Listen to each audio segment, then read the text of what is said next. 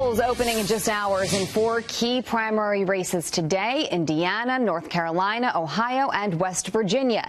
And Democrats are hoping to turn the so-called blue wave into a tsunami in today's battleground elections. Can Republicans keep control in Congress? Joining me now to debate is Media DC political analyst Ron Meyer and Fox News contributor Richard Fowler. Thank you both for joining us. We appreciate it. Ron, I'll start with you. How do you think Democrats, and do you think Democrats will be able to turn this blue wave into a tsunami? Well, it's interesting. They're having a very internal debate right now between the Bernie socialists who want them to run on the economy and then the normal establishment resist Democrats who just want them to run against Trump.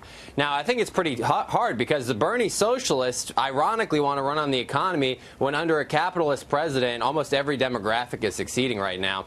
And so as far as the primary elections today, the Democrats have a really interesting choice about which direction they want to go. I mean, right now it looks like they have momentum, but Republicans could change that, I think, relatively quickly. And so the question becomes, will Republicans actually get their act together and run on local issues? And I think that's the bigger issue. Okay. Richard, what do you think? Is that the bigger issue?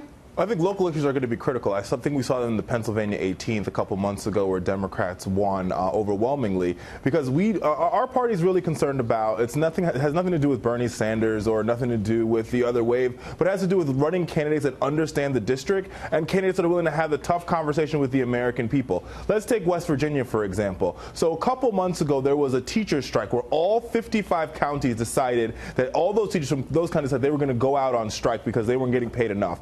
Who was there standing with them? Who was there supporting them? Joe Manchin. And they're going to remember him today, and they're going to remember him in November. And over and over and over again, what you're going to see is the Democratic Party having these really tough and honest conversations with the American people about how we lower prescription drugs, how we decrease the cost of early childhood education, and how we solve this opioid crisis. That's how we're going to win this election. Do you think that's going to be enough for them to win, Ron?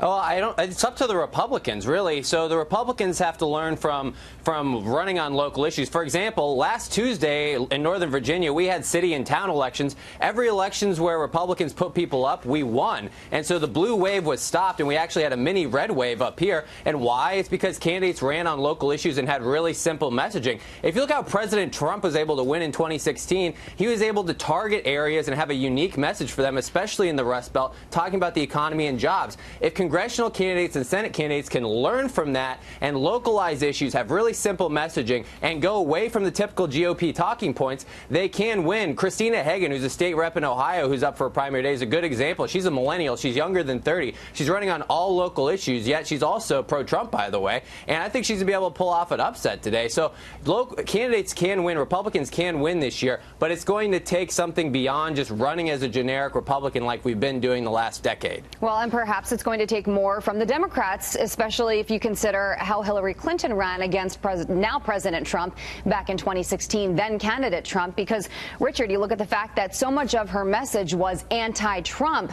Do you think that's going to work for the Democrats this time around? Well, I think a presidential is different than a congressional and a Senate race. Congressional and Senate races are about what can you do for me? What have you done for me lately, as Janet Jackson would say, right? And I think Democratic candidates are going to answer that question. They're going to say to you, Republicans delivered a tax bill, but the tax bill is not working for a lot of middle-class families, and that's why the union support, President Trump's union support has gone down tremendously. So the president is going to, and the president's also going to be key here as well. And the president isn't talking about his tax cut plan. The president is talking about how he's prime pump this economy. Democrats are going to have a tough conversation about what is left on the table. Republicans promised $1 trillion infrastructure package. We're still waiting on it. They promised they would lower prescription drugs. We're still waiting. They promised they would solve the opioid crisis. We're still waiting. And this is the conversation Democrats are going to have with their voters in local districts and in state races, in states all across the country. Ron, final word before we run. Yeah, the opioid bill is dropping in June. Infrastructure would be moving forward if Democrats weren't obstructing it. And tax cuts, by the way, tax cuts are benefiting all those demographics that you mentioned. And every low-income, middle-income group, especially in the Rust Belt, especially in Pennsylvania,